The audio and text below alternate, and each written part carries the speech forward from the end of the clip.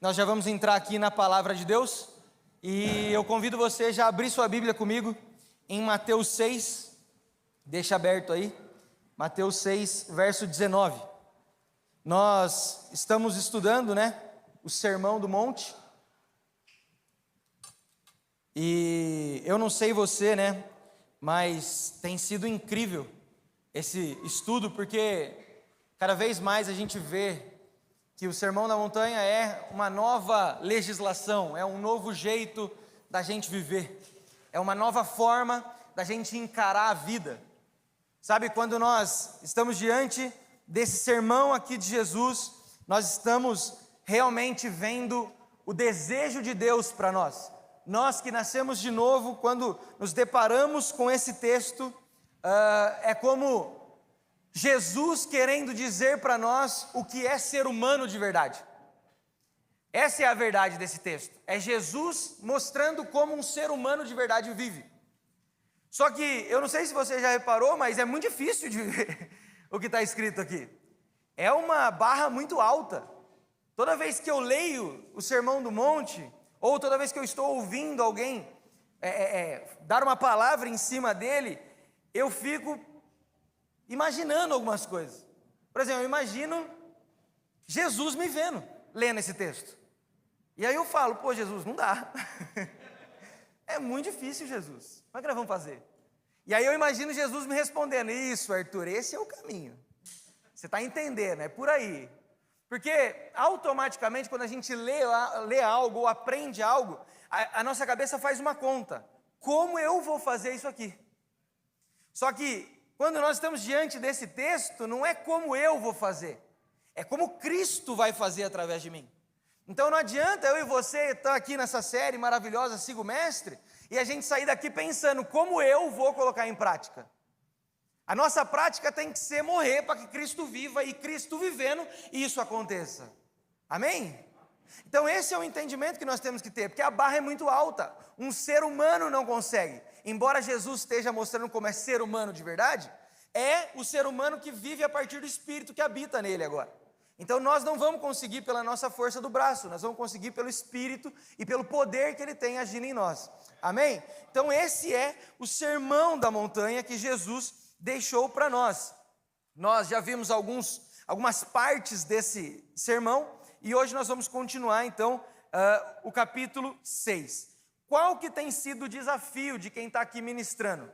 É fazer conexões entre os assuntos, que muitas vezes parece que os assuntos não se batem, não se conversam. Jesus está falando de uma coisa, depois ele fala de outra, depois ele fala de outra. Então eu tomei a liberdade hoje de pedir para o Léo, inclusive, de eu voltar um pouquinho alguns versos. Eu ia falar do 6:24 adiante, e eu vou voltar. Então nós vamos ver do 6:19, que o Léo já comentou, o Léo já falou rapidinho dele semana passada, mas eu acho que dá para a gente aprofundar um pouquinho mais, até para a gente ter um contexto maior do que nós vamos entrar na segunda parte dessa mensagem. Hoje eu separei essa mensagem em 3 pontos aqui, em 3 assuntos que Jesus vai falar.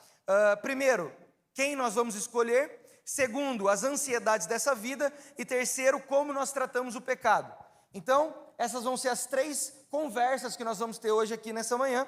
E eu não vou ler o texto corrido, para não perder tempo, tá? Então, cada parte a gente lê essa parte do texto ali, para a gente não ficar lendo muitas e muitas vezes a mesma coisa. Tá bom? Então, Mateus 6:19. Abre aí comigo, Mateus 6:19. Todo mundo achou? Amém? Diz assim: não acumulem para vocês tesouro na terra, onde a traça e a ferrugem destroem, e onde os ladrões arrombam e furtam. Mas acumulem para vocês os tesouros no céu, onde a traça e a ferrugem, obrigado, mano, onde a traça e a ferrugem não destroem, e onde os ladrões não arrombam nem furtam. Pois onde estiver o seu tesouro, aí também estará o seu coração.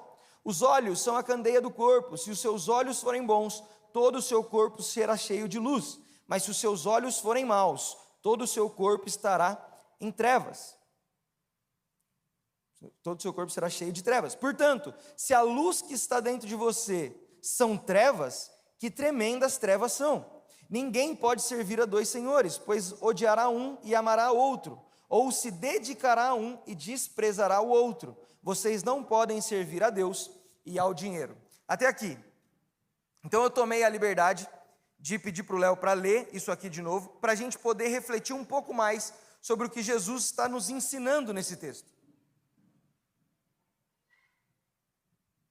E sabe, quando eu leio esse texto, a primeira impressão que me vem, e eu acho que você compartilha da mesma impressão, é que Jesus não quer que ninguém seja rico. Porque ele está falando, não acumulem tesouro no céu. Ele está falando de riqueza. E depois ele ainda fala, não dá para servir a Deus e ao dinheiro. Então a sensação que nos passa, muitas vezes, nesse texto, é Jesus falando assim, não seja rico. Foge da riqueza. Eu não quero que você seja milionário.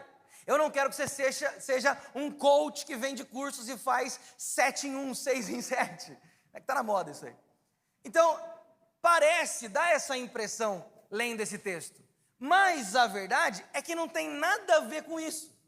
Porque Jesus não está falando que é errado ter dinheiro. Jesus está falando que é errado acumular dinheiro. E são coisas diferentes. Então o erro não está em ser rico. Ser rico não é pecado. Pecado é amar o dinheiro. Não tem problema você ter dinheiro no bolso. O problema é quando o dinheiro foi para o seu coração. Está entendendo?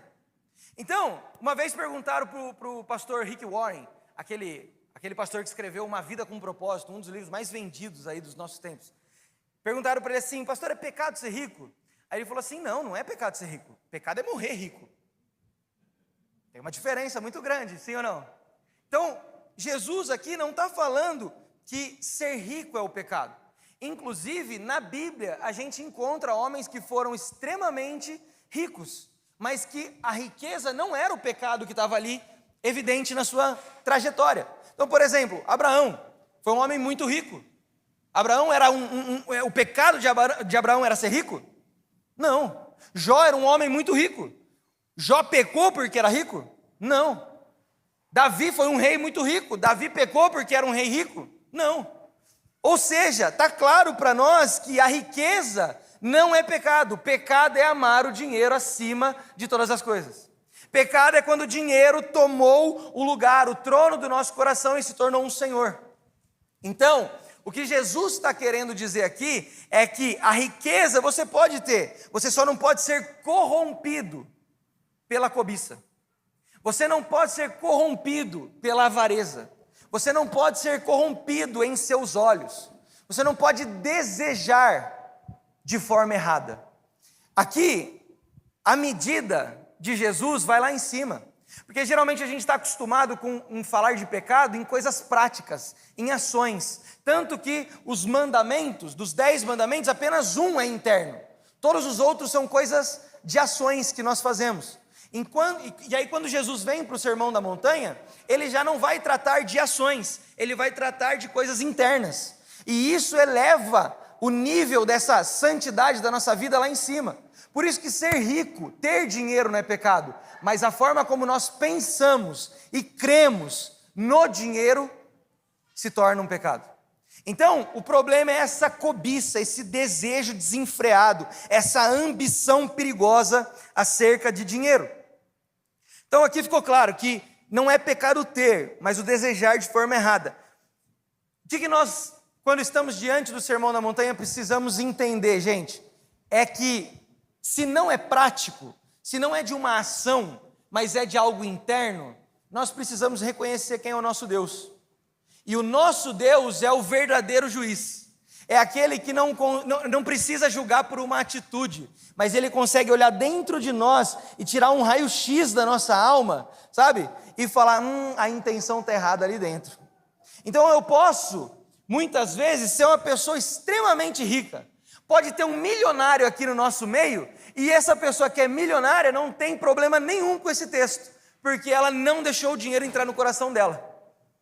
Ela não tem dificuldade alguma com o texto de Jesus. Agora, pode ser alguém pobre, a ponto de não ter o que almoçar daqui a pouco, mas ser encontrado em pecado, porque não tem a ver com ter, tem a ver com a forma que nós pensamos e vivemos.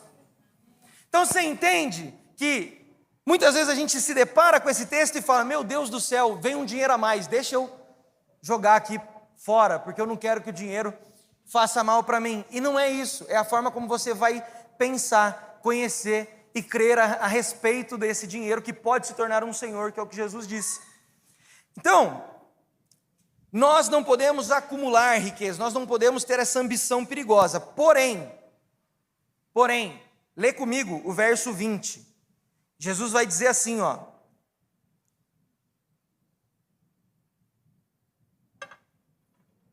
mas acumulem para vocês tesouros no céu, aonde vocês não podem perder. Ou seja, existe um jeito da gente acumular a riqueza de forma correta. Existe um jeito, Jesus está falando, ó, não acumule tesouro na terra, acumule tesouro no céu. Existe um jeito da gente ser rico espiritualmente falando. Como que nós podemos nos tornar ricos espiritualmente falando? Não tem a ver com ir no banco e depositar na conta de Jesus. Não tem como. A única forma da gente ser rico espiritualmente falando, assim como Jesus está falando para a gente acumular, é se a gente entender que eu e você agora, enquanto cremos em Cristo, nos tornamos mordomos.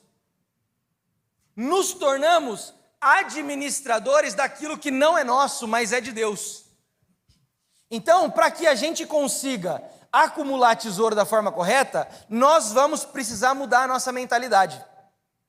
A nossa mentalidade não pode mais ser o que eu tenho.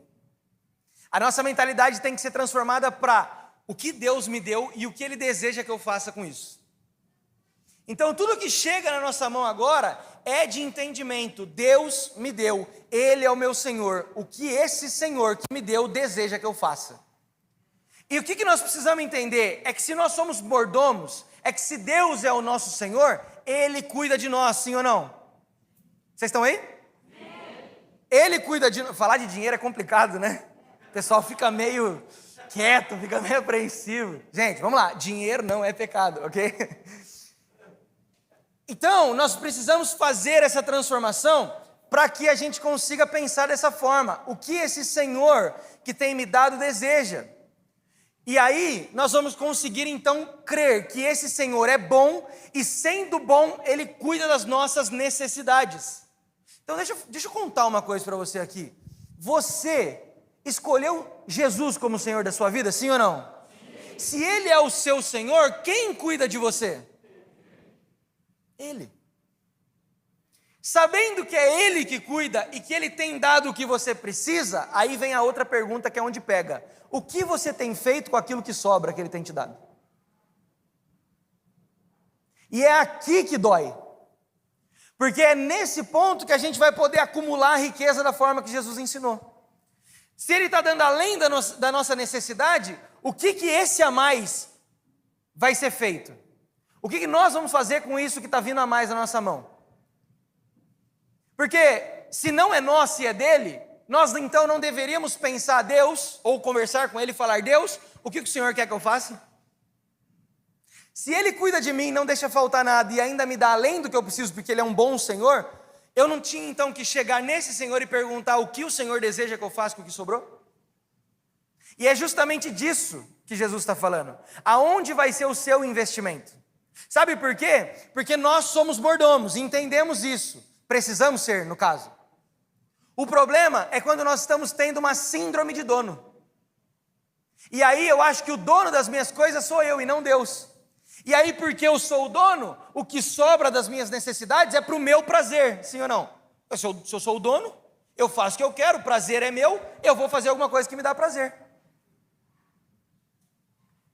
Sabe o que é louco, gente? É que isso aqui é informação que todo mundo acha. Se eu não me engano, se pegar, acho que os 10 homens mais ricos da terra, se eu não me engano, esse é o número, e eles compartilhassem um pouco, não é tudo, um pouco da sua riqueza, não teria mais pobreza, não teria fome, não teria miséria no mundo, não é em Bragança, é no mundo. E nós, cristãos, temos que ter essa mentalidade. O a mais que eu tenho é para agradar o meu Senhor.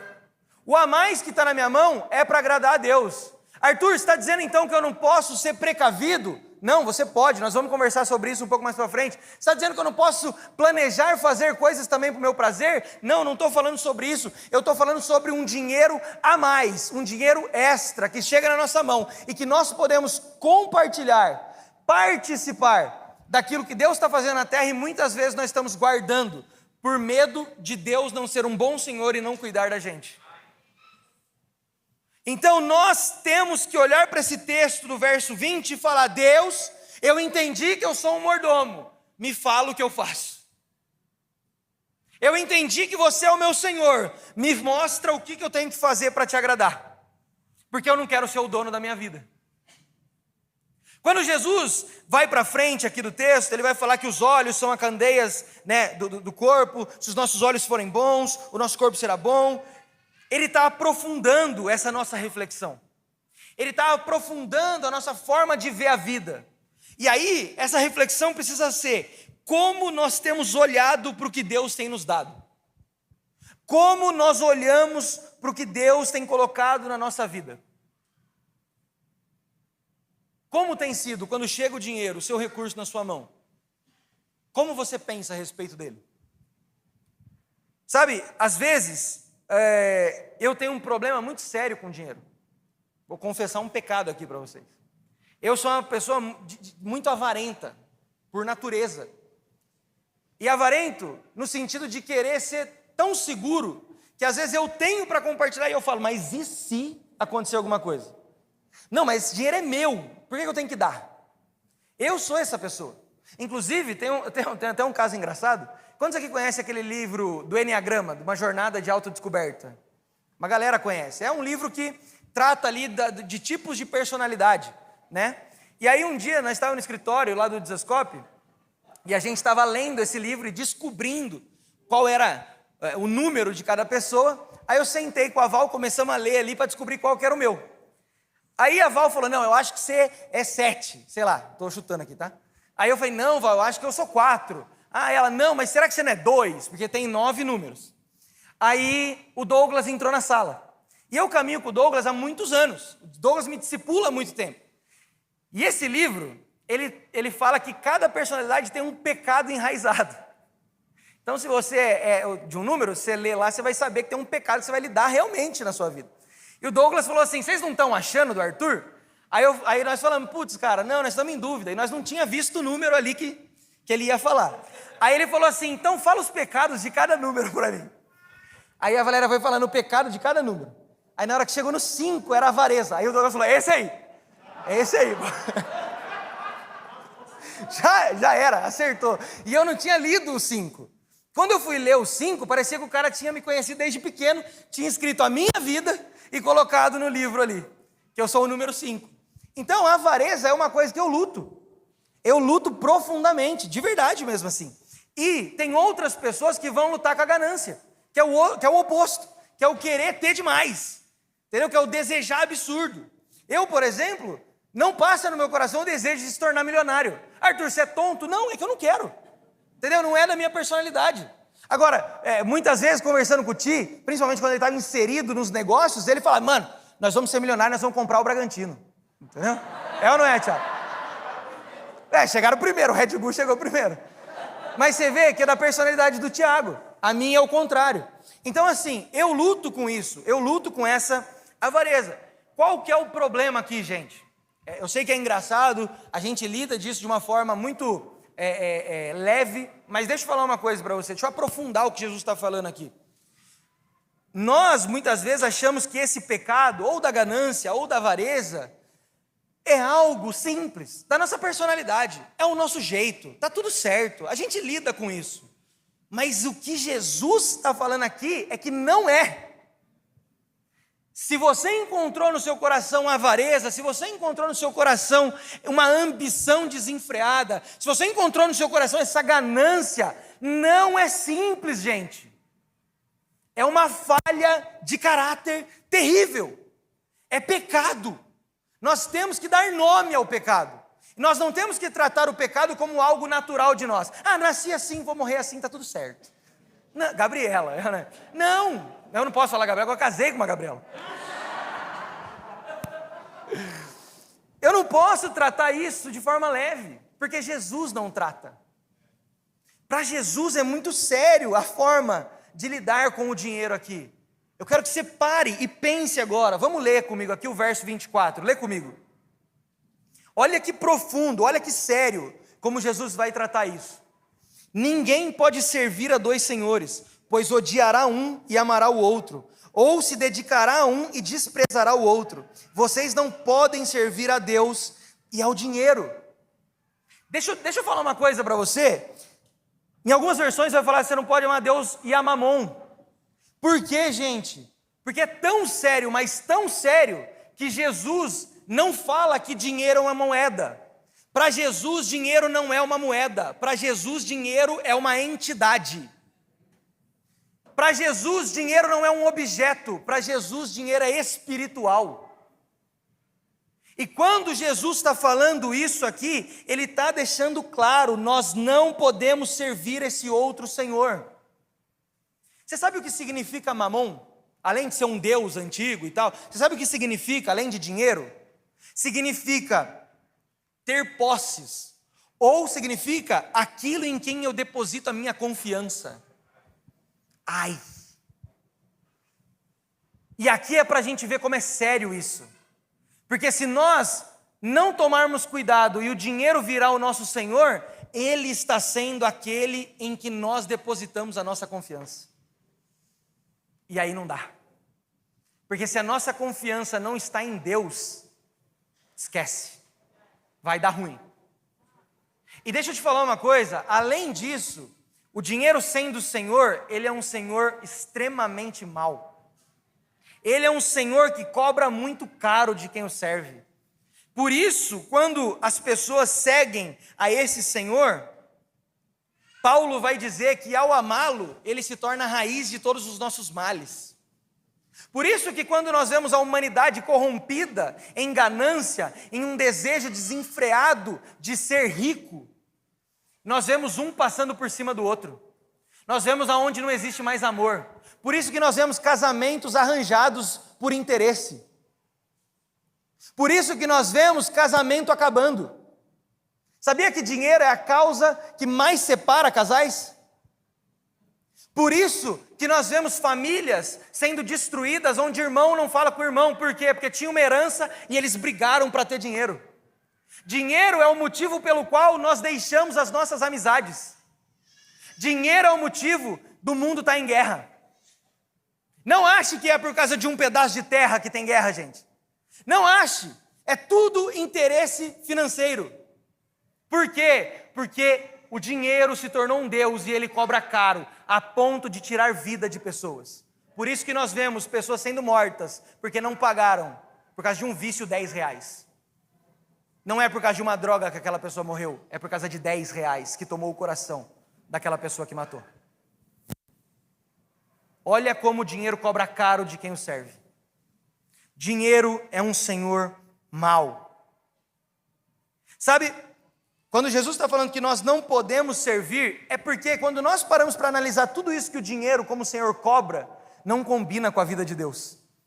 Então não tem como eu servir a Deus e querer amar o dinheiro. E não tem como quem ama o dinheiro querer amar a Deus. Porque uma vida vai conflitar com a outra. Uma vida não tem nada a ver com a outra. Sabe, você quer ver um exemplo disso na Bíblia? O jovem rico. Ele quis os dois. Então ele chega para Jesus e fala, o que eu faço para herdar a vida eterna? E aí Jesus fala, observa os mandamentos. E Jesus começa a falar os mandamentos e o que ele responde? Ele corta Jesus e fala, eu tenho observado isso desde a minha mocidade. Aí Jesus olha para ele, olha para o coração dele. E Jesus não vê o dinheiro. Jesus vê o coração que estava tomado por aquilo. E aí Jesus fala para ele assim, uma coisa ainda te falta. Vende tudo que você tem, dá aos pobres e depois você me segue. O que aconteceu com aquele homem? Ele sai triste. Por quê? Porque ele continuou com o Deus que ele já tinha antes.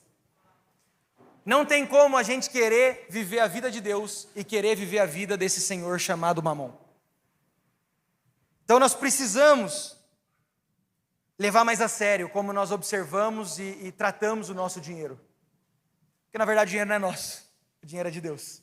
Nós somos apenas mordomos, amém? Você está feliz ainda? Segundo ponto que nós vamos conversar, está em Mateus 6, a partir do verso 25. São as ansiedades dessa vida. E o texto diz assim: portanto, eu lhes digo, não se preocupem com suas próprias vidas, quanto ao que comer ou beber, nem com seus próprios corpos, quanto ao que vestir. Não é a vida mais importante do que a comida, e o corpo mais importante do que a roupa? Observem as aves do céu, não semeiam, nem colhem, nem armazenam em celeiros, contudo, o Pai Celestial as alimenta. Não têm vocês muito mais valor do que elas? Quem de vocês, por mais que se preocupe, ou por mais que ande ansioso, pode acrescentar uma hora que seja a sua vida? Por que vocês se preocupam com roupas? Vejam como crescem os lírios do campo. Eles não trabalham nem tecem, contudo eu lhes digo que nem Salomão, em todo o seu esplendor ou em toda a sua glória, vestiu-se como um deles. Se Deus veste assim a erva do campo, que hoje existe e amanhã é lançada ao fogo, não vestirá muito mais a vocês, homens de pequena fé.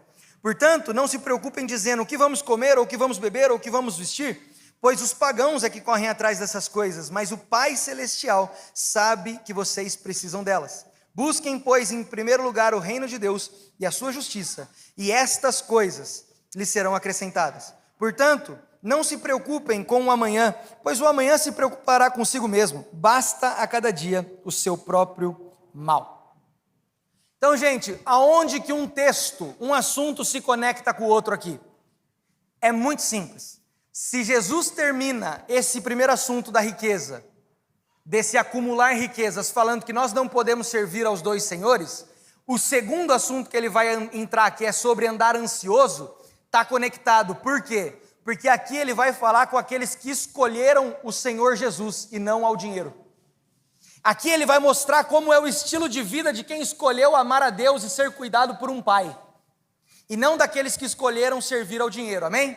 Então é isso que nós vamos ver agora, como anda uma pessoa que tem o Senhor, Jesus, como dono da sua vida. Está claro aqui que Jesus está usando uma metáfora de um dono, porque ele está falando sobre um senhorio, ou seja, se eu tenho um senhor, esse senhor é o meu dono, sim ou não? Vocês estão aí? O Senhor é o meu dono. Então, olha que interessante, ele está dando um paralelo aqui. Por quê? Porque quem escolhe servir ao Senhor dinheiro, se torna um escravo, que tem um senhor mau e que cobra caro, como nós já vimos. Agora, quem escolhe o Pai Celestial como seu dono, se torna filho e não escravo. Porque é isso que Jesus está falando nesse texto, o Pai Celestial cuida de vocês. Então, mais do que um servo de Deus, eu sou um filho de Deus, e como filho, eu tenho um bom pai que cuida de tudo aquilo que eu preciso. Aleluia! Nós precisamos crer nessa palavra. Agora, aonde? Ai, Jesus, aonde que aperta aqui? Aonde que dói? É que Jesus está falando do estilo de vida de quem escolheu. E que se você escolheu, você tem que viver dessa forma. Qual o problema? A gente não consegue. Qual que é o problema, gente? Nós não estamos conseguindo, cara. Nós somos a geração mais ansiosa de todos os tempos. Nós temos a ansiedade como o mal do século, sim ou não? E Jesus está falando, não andem preocupados, não andem ansiosos. E aí o que nós estamos fazendo? O inverso. Meu Deus, o que nós vamos comer quando sair daqui? Meu Deus, que roupa eu vou vestir para ir em tal lugar? Meu Deus, eu não tenho... Você está entendendo? É sempre uma visão de não tenho, sendo que você tem, o que você mais precisa que é Deus, cara, e que Ele cuida de você. Só que isso precisa ser fé, isso precisa partir da nossa fé. E aí eu vou aprofundar um pouquinho mais, para ficar um pouquinho mais chato. Quando nós andamos ansiosos por estas coisas, entenda o que eu estou falando, ansiedade pode vir também de doenças, ok? Não estou falando desse tipo de ansiedade. Estou falando da ansiedade do texto aqui, das coisas envolvidas com as nossas necessidades. Quando nós andamos ansiosos por estas coisas que Jesus está falando, deixa eu falar o que nós nos tornamos, em vez de pessoas de fé: incrédulos. Quando nós andamos ansiosos nessas coisas, nós não cremos em Deus de verdade. Ai, Porque quem crê em Deus de verdade, o conhece, e por conhecê-lo, sabe que ele é um bom pai. E se ele é um bom pai, o que ele faz comigo? Cuida.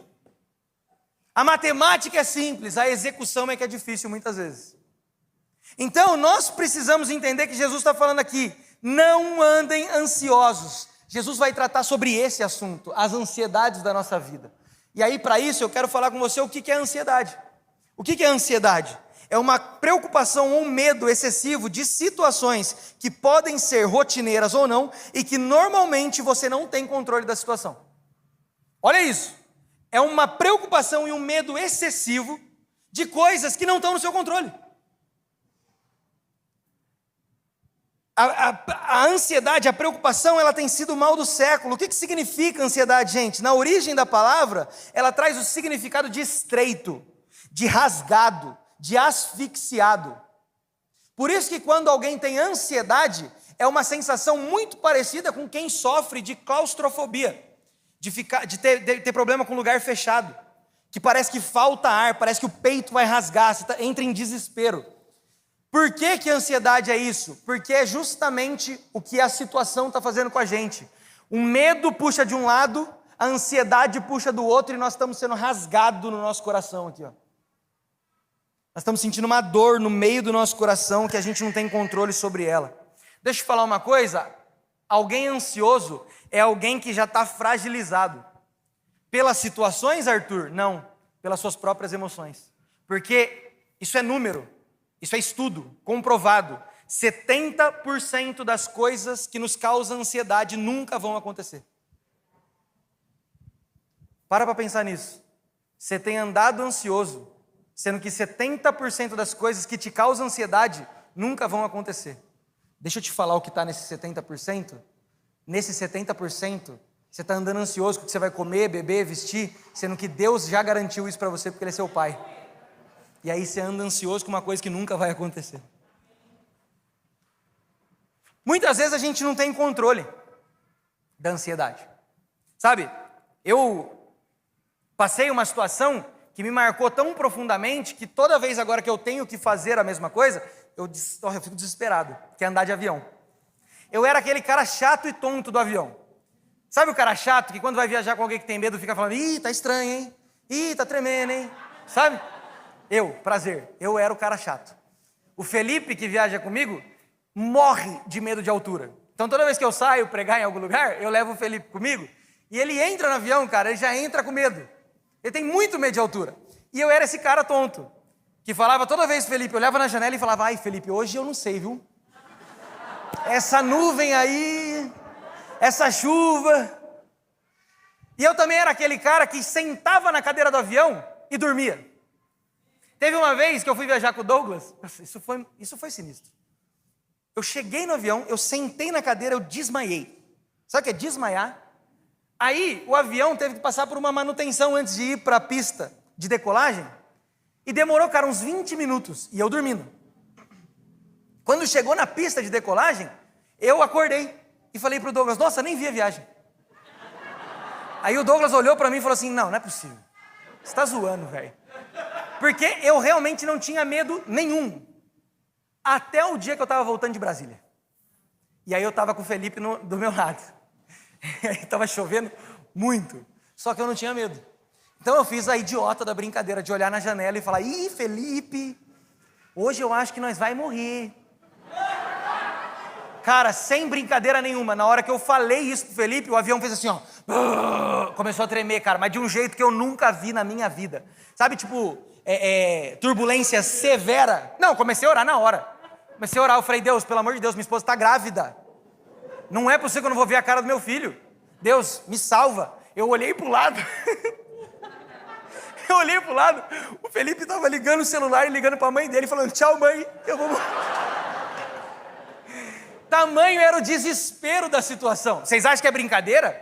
Foi a primeira vez que eu vi na minha vida um comissário de bordo ficar em posição fetal, que é quando você lê no cartão lá de segurança, o que tem que fazer se vai cair o avião.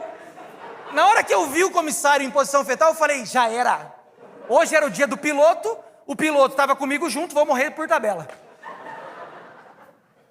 Cara, depois daquele dia, daquele pânico, Não, mas sério mesmo, foi tão tenso, não é zoeira, que a senhora que estava sentada na nossa frente teve princípio de infarto dentro do avião. De tão sério que foi. E uma mulher 2 cadeiras atrás entrou num pânico tão grande que quando o avião pousou no Rio de Janeiro, porque não pôde pousar em São Paulo, parou o avião e o comissário foi ver o que tinha acontecido, porque ela estava travada assim. O comissário falou: moça, melhor você ligar para sua família. Ela olhou para o comissário e começou a gritar "Ah!" na cara dele. Eu não sei se eu tive mais medo dela ou do avião. E aquilo me marcou tão profundamente que toda vez que eu ando de avião agora eu fico ansioso. Só que é uma ansiedade burra. Porque assim, qual que é o meio de transporte mais seguro do mundo? O avião, cara. É mais fácil eu morrer indo de Bragança para Guarulhos para pegar o voo do que o avião cair. Se eu não me engano, na conta, é mais fácil ganhar na loteria 3 vezes do que você estar dentro de um voo que vai um voo comercial que vai cair. Então é uma ansiedade burra. Porque com apenas um pouco de conhecimento, você sabe que aquilo provavelmente, muito provavelmente, não vai acontecer com você. E deixa eu te falar uma coisa. Mais seguro do que avião, mais constante e verdadeiro do que um avião, é Deus, cara. Mas tem algo mais seguro do que Deus nessa terra? Não. E nós estamos andando ansiosos, sendo que Deus prometeu que daquilo que nós vamos precisar para viver, Ele vai cuidar. E aí a gente está aqui, ó, se martirizando, sofrendo. Por quê? Porque nós não estamos confiando. Agora, deixa eu fazer o contraponto. Porque nós estamos falando aqui de ansiedade. E Jesus está falando, não andem ansiosos. Porém, a linha entre ser ansioso e ser irresponsável, ela é muito fina. É muito fácil eu não ser o ansioso, mas eu me tornar o irresponsável. E aí, aqui nós precisamos entender uma coisa. Não é porque Deus é o nosso Pai que eu vou ficar de braço cruzado sem fazer nada da vida, esperando as coisas chegar até mim. Amém? Faz sentido para você? Porque nós não podemos achar que porque temos esse bom Pai, as coisas vão ser de graça para nós. Não, gente, nós temos um propósito a cumprir. Nós temos um trabalho a ser feito. Não é sem fazer nada que a coisa chega. É igual aqueles irmãos, né? Principalmente jovem e adolescente, que já está na época de trabalhar. E ele é um cara extremamente de Deus. Sabe aquela pessoa de Deus? Então, é esse adolescente que acha que conhece tudo da vida. E aí você fala para ele, e aí, cara, você está trabalhando? Aí ele, não, estou orando. Aí você fala para ele assim, já entregou o currículo? Já está conversando com alguém? Aí ele fala, não, Deus vai mandar. Deus vai abrir a porta, vaso, ô Rabacai. Não é assim que funciona, gente. Porque isso não é ter fé. Isso é ser irresponsável. Porque não é porque você tem um bom pai que você vai ficar de braço cruzado, cara. Nós precisamos nos mexer. Inclusive, Jesus dá o exemplo da ave aqui. Elas não estão caçando, elas não estão semeando, mas sempre chega para ela o que ela precisa, sim ou não? Por quê? Porque ela está cumprindo o propósito dela. Porque dentro do que ela foi criada para fazer, ela está fazendo. E por isso, o Pai cuida dela. E agora, nós que somos muito mais importantes para Deus do que as aves, Ele não vai cuidar se a gente também estiver cumprindo o nosso propósito? Um outro ponto que a gente tem que tomar cuidado é que não ser irresponsável de que, porque o Pai está cuidando de nós vamos chutar o balde e tudo que chega na nossa mão nós pode fazer o que quiser. Então chegou um dinheiro na minha mão, eu falo, opa, provisão, vamos gastar. Gastar com quem? Comigo, oxe, meu pai me deu. Não, gente, eu não posso ser essa pessoa irresponsável. Inclusive, a Bíblia não vai contra a Bíblia, Jesus não vai contra a palavra de Deus. Então, em Provérbios 6, vai falar assim, ó, observe a formiga, preguiçoso, reflita sobre os caminhos dela e seja sábio. Ela não tem chefe, nem supervisor, nem governante, ainda assim, armazena suas provisões no verão e na época da colheita junta o seu alimento. Por quê? Porque vai chegar uma época do ano ali da formiga que ela não vai poder trabalhar. E se ela não pode trabalhar, o que ela vai ter? O que ela guardou. Por quê? Porque ela é uma formiga responsável. E aí a gente é pior que a formiga muitas vezes. Porque tudo que chega a gente gasta. E a gente fala assim, não, mas Deus está cuidando. Só que Deus está cuidando, mas isso não quer dizer que o dia mal não vai chegar. Até porque ser crente não significa que você nunca vai sofrer. Pelo contrário, significa que você vai sofrer. Então tenha consciência de que você também precisa ser um bom administrador das suas coisas. Então eu não posso sair chutando o balde porque eu tenho um bom pai. Agora, como que nós vamos vencer essa ansiedade? Como que eu e você vamos vencer essa ansiedade? E aí Jesus responde para a gente. 3 pontos que Jesus dá nesse texto. Primeiro, é conhecendo esse pai. 31 vai dizer assim: portanto, não se preocupem dizendo o que vamos comer, ou o que vamos beber, ou o que vamos vestir, pois os pagãos é que correm atrás dessas coisas, mas o Pai Celestial sabe do que vocês precisam. Ou seja, como que nós vamos vencer a ansiedade? Se relacionando com Deus, gente. Cada vez mais tendo a consciência, ganhando a consciência de que nós temos um Pai, de que Ele é bom e de que Ele não é um Pai terreno, Ele é o Pai Celestial. Porque muitas vezes um pai terreno pode não ter condição de dar o que comer. Porque muitas vezes um pai terreno pode abandonar e não te amar. Mas o Pai Celestial não vai fazer isso com você. Então, na medida que você o conhece, a sua ansiedade vai sendo controlada, vai sumindo. Por quê? Porque o Pai tem cuidado de nós. Amém? Segunda forma que nós vamos vencer a ansiedade: cuidando das coisas de Deus. Verso 33 vai dizer: busquem, pois, em primeiro lugar o reino de Deus e a sua justiça, e todas estas coisas lhes serão acrescentadas. Então, quando os nossos olhos estão em obedecer e cuidar daquilo que Deus está fazendo, Ele está cuidando de nós. Enquanto os nossos olhos estiverem nas coisas de Deus, Deus continuará cuidando das nossas coisas. Sabe qual que é o problema? O problema é que muitas vezes a gente tem uma expectativa errada acerca desse Pai, porque muitas vezes nós pegamos esse texto e algumas pessoas exageram nesse texto. E aí fala assim: busquem, pois, o reino de Deus e sua justiça, e todas as coisas lhes serão acrescentadas. Sendo que Jesus não está falando de todas as coisas, está falando de todas as coisas necessárias. Então ele está falando sobre necessidade, ele não está falando sobre riquezas absurdas na sua mão.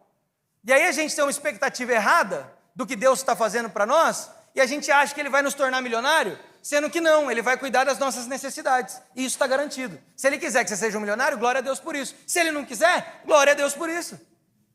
Então, crie as expectativas corretas de acordo com a palavra de Deus, e não com o que você acha que Deus está fazendo. E terceiro, descansando no cuidado diário de Deus. Verso 34.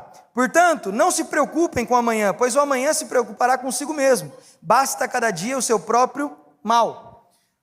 O que Jesus está falando aqui? É que Deus é o único que já está lá no futuro, cara. Só tem uma pessoa que está no amanhã e no hoje: Deus. E se é Ele que está lá, você tem que confiar em quem? Nele. Porque você, a respeito do amanhã, não pode fazer nada. É o que o texto vai dizer. Quem, por mais ansioso que seja, pode acrescentar 1 hora na sua vida? Ninguém. Então, um exemplo: eu tenho a ansiedade antes de viajar de avião, aí eu deixo de viajar de avião porque eu acho que eu vou morrer, sendo que eu ia pegar o voo e não ia acontecer nada. Eu acrescentei ou perdi o que eu ia viver? Perdi, porque eu não tenho controle sobre o futuro.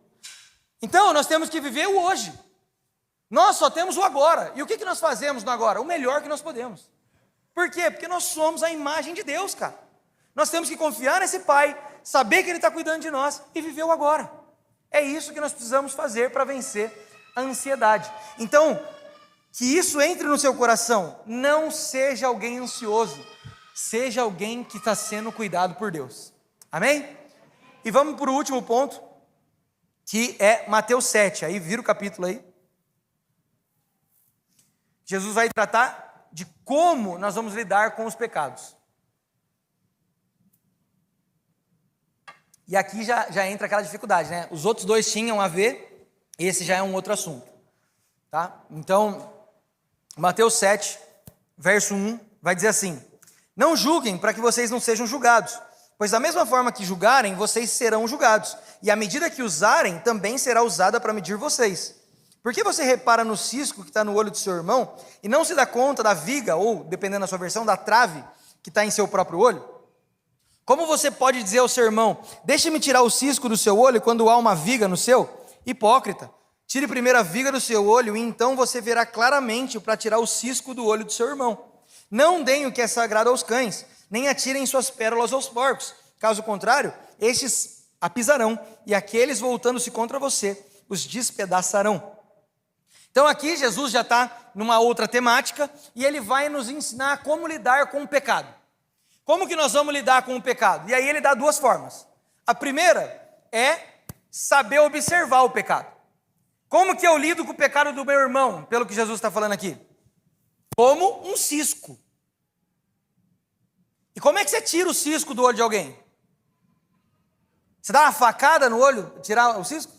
Você dá um murro no olho para o cisco sair? O que você faz quando alguém está com cisco no olho? Você abre com muito cuidado e sopra. Por quê? Porque é leve. O pecado do seu irmão, para você, tem que ser algo leve, algo que você não julga, algo que você não vai colocar um peso sobre ele. O problema é que muitas vezes a gente acha que do outro é muito maior que o nosso, não é? Só que aí Jesus ensina a nós tratar o nosso pecado também. Porque Jesus fala, você está querendo ver o cisco no olho do seu irmão, mas tem uma trave no seu olho. Como que você lida com uma trave? Você desce a marreta nela, para ela cair. Então como que você vai lidar com o seu pecado? Meu amigo, seja violento contra o pecado. Desça a marreta em você mesmo se necessário. É o que Jesus vai falar. Cara, é melhor arrancar o olho e ser salvo, perder uma mão e ser salvo, do que você não ser salvo, cara. Então, com o seu pecado, seja violento. O problema é que a gente está invertendo. O problema é que quando é nosso pecado, a gente quer que seja leve. E quer que as pessoas venham soprar o nosso pecadinho. E do outro, a gente quer dar uma marretada. Porque a gente acha que a gente está no lugar de Deus. E acha que eu posso julgar. E usar uma medida gigantesca contra ele, sendo que eu tenho também as minhas dificuldades. Eu não, Eric? Então, aqui Jesus está ensinando como que nós vamos lidar com o pecado do outro de forma leve. Com o nosso, de forma violenta. E aí ele continua nos dando um conselho. Ele fala assim: não deem o que é sagrado aos cães, nem atirem suas pérolas aos porcos, caso contrário, estes a pisarão, e aqueles, voltando-se contra você, as despedaçarão. O que isso está dizendo para nós, gente? O que está ficando claro aqui? Que não é todo mundo que está em condição de ser ajudado. Não é todo mundo que tem condição de ser ajudado. Tem gente que não quer ser ajudado. Ah, mas eu tenho uma palavra de Deus. Tá, a pessoa quer ser ajudada? Não, então guarda a palavra de Deus. Ah, mas eu sei como ela vai sair dessa situação. Você chegou nela e ela não deu abertura? Guarda, cara. Não fica falando com quem não quer ouvir. Por quê? Porque na medida em que nós falamos, nós estamos jogando o que é sagrado. Pérolas para porcos. O que isso significa? Jesus não está chamando a pessoa de porco. Ele está dando um exemplo. Pensa comigo, eu tenho uma pérola, eu tenho um diamante na minha mão e tem um porco na minha frente. Eu vou jogar uma pérola nele, um diamante no porco. Para o porco, eu estou dando algo de valor ou eu estou dando uma pedrada nele? Ele sabe ver que o diamante tem valor? Não, então para ele é apenas uma pedrada. Deixa eu te falar uma coisa, para algumas pessoas, o seu conselho vai soar como agressão. Então não queira dar as suas pérolas aos porcos, porque tem gente que não quer ser ajudada. Nós precisamos lidar com o pecado dos nossos irmãos de forma leve, mas principalmente com muito respeito. Porque se esse irmão não quer ser tratado, nós não temos o que fazer, deixa que Deus trata com ele. E oramos para que em algum momento essa pessoa então possa cair em si e que a gente possa ajudá-la de alguma forma. E enquanto ela não cai em si, enquanto o Espírito Santo não fez algo no coração dela, para, porque senão você vai trazer mais problema do que solução. Por isso que tantas pessoas quando saem da igreja, saem feridas com a igreja. Porque ela não queria ser tratada, as pessoas ficaram dando conselho, o conselho pareceu uma agressão, a pessoa fala, quer saber, não quero saber de igreja, vai lá para fora e fala, só tem hipócrita. Porque daí ela vai começar a reparar no seu pecado que você está tentando ajudar ela, vai sair daqui desanimada, vai chegar para os outros e falar assim, não vai na igreja não. Que lugar horrível. É pior do que aqui fora. Então, não deem pérolas aos porcos. Amém?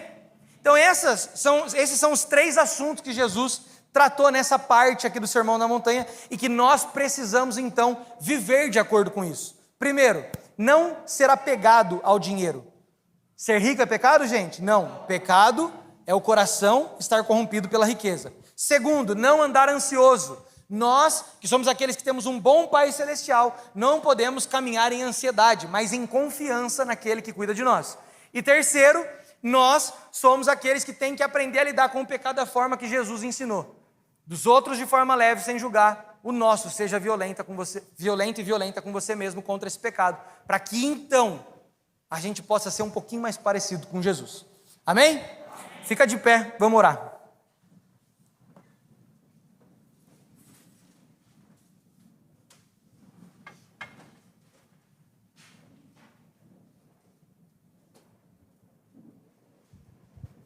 Feche seus olhos. E eu quero que você ore comigo nessa manhã. Eu quero que você ore sobre o seu coração. O seu coração em relação às riquezas. Eu quero que você ore sobre o seu coração se ele anda ansioso. E eu quero que você ore sobre como você tem lidado com o pecado do seu irmão e com o seu. Nesse momento nós vamos orar junto aqui. Então, seja sincero com Jesus. Se o dinheiro é um problema para você, abre isso para ele agora. Se você tem andado ansioso, abre isso para ele agora. Se você não tem conseguido lidar com o pecado da forma que Jesus ensinou, abra o seu coração para ele agora, amém? Então ore, não fica ouvindo minha oração, ore você também. Pai, nós te agradecemos por essa palavra, nós te agradecemos por esse conhecimento a respeito de um desejo que você tem para a nossa vida. E nós pedimos, Senhor, nos ajuda, Espírito Santo, nos ajuda, porque nós não vamos conseguir sozinhos, não tem como. O meu coração, o coração do meu irmão é enganoso, e na medida que nós experimentamos do dinheiro, isso é perigoso demais, Jesus. Isso é perigoso demais e muitas vezes isso corrompe quem nós somos, corrompe a nossa honestidade, corrompe os nossos desejos. Então, Espírito Santo, nos ajuda a ter o dinheiro, mas o dinheiro não nos ter. Nos ajuda, Espírito Santo, a saber usar o dinheiro da forma correta, sendo um mordomo do Senhor. Nós queremos aprender que o dinheiro não é nosso, Pai, o dinheiro é seu. O Senhor apenas nos deu e nos dando, nós queremos pedir que o Senhor nos ensine como usá-lo, para que seja tudo para a sua glória, para que seja tudo para a honra do seu nome. Pai, nós queremos orar também sobre a ansiedade que tem infelizmente tomado conta do nosso coração. Espírito Santo, eu peço para que no nosso meio ninguém ande ansioso, que se existe alguma ansiedade no nosso coração, nós declaramos, vai embora agora, em nome de Jesus. Que o nosso coração fique limpo dessa praga, dessa doença, que tanto nos atrapalha, que tanto nos faz sofrer, que tão destrutiva ela é. Espírito Santo, nos livra disso, e que a gente possa andar em paz, sabendo que nós temos um bom Pai Celestial. Se de alguma forma alguém aqui foi ferido pelo seu pai terreno, por talvez o pai terreno ter abandonado, se alguém que está nos assistindo, o pai terreno abandonou e não foi cuidado, e por isso existe uma marca no coração, achando que Deus também vai ser como esse pai e não vai cuidar, nós queremos, Espírito Santo, que haja agora um entendimento e um batismo de amor paternal sobre nós, que a presença do Pai esteja aqui, e que o nosso coração tenha total confiança nesse bom Pai, que não nos abandona, mas cuida de nós. E Jesus, nos ensina a amar os nossos irmãos, nos ensina a amar os nossos irmãos como o Senhor nos ama, para que quando a gente se deparar com o pecado de alguém, a gente não seja rápido em julgar, mas que a gente seja amoroso e leve, para colaborar com ele numa transformação. Mas Pai, nos ajuda a ser totalmente violento contra o nosso pecado. Nós estamos em guerra contra o pecado. O pecado não é uma brincadeira, o pecado não é um jeito de ser, o pecado é algo mal que nos destrói. Ah, Pai, nos ajuda a ir contra o pecado e andar de acordo com a sua vontade. Espírito Santo, nós também pedimos, nos mostra as pessoas que estão com o coração aberto para que a gente possa colaborar. Que a gente não fique lançando pérolas aos porcos, que a gente não fique lançando palavras sábias para as pessoas que não querem ouvir. Pelo contrário, nos mostra as pessoas que o Senhor quer transformar através da nossa colaboração. Em nome de Jesus, nos faz mais parecidos, Espírito Santo, com o nosso amado e o nosso irmão mais velho, Jesus Cristo. Esse é o nosso desejo nessa manhã. Amém e amém. Amém.